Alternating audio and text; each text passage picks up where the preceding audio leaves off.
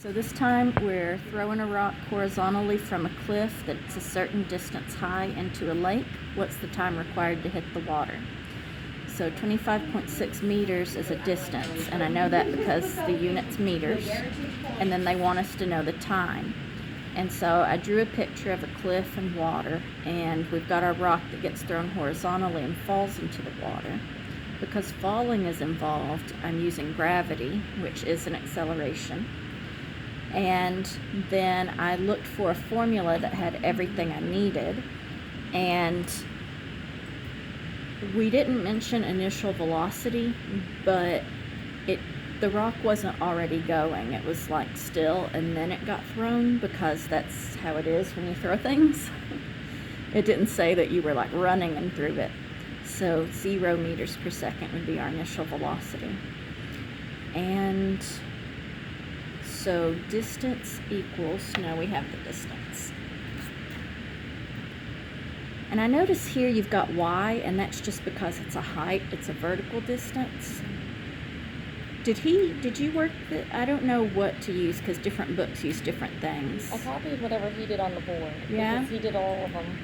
I guess I'm going to put equals y, because I just want y'all to know for in the future when you have things moving horizontally and vertically and all that it can be involved. But if you go looking for y here, you won't find it. It's important to remember that it's a distance. Mm-hmm. Okay, so we've got 25.6 meters, and then that equals, sorry, I'm used to putting units, and y'all don't put units. Okay, so that equals 0 meters per second times the time that we're trying to find, plus 1/2 times our acceleration, which is gravity,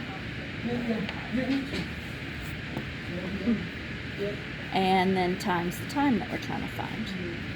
Well, 0 times time is just 0, and 0 plus all this is just that.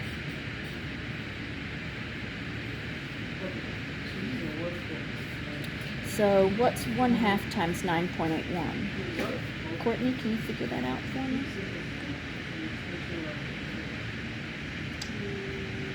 4 point something. Which one is it? 1/2 times, basically it's 9.81 divided by 2.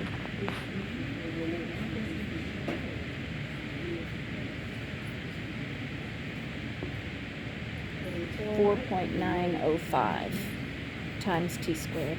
So to get t squared by itself, I'm going to divide both sides by our number. And so what's 25.6 divided by 4.905?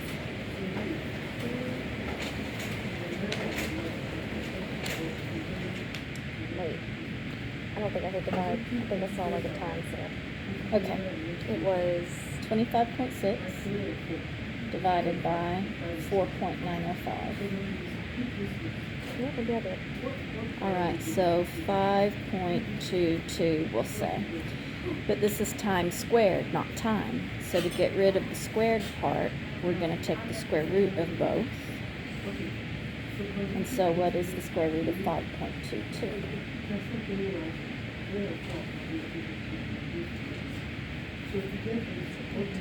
2.28, and our time would be in seconds because we're dealing with meters per second squared. So that's it.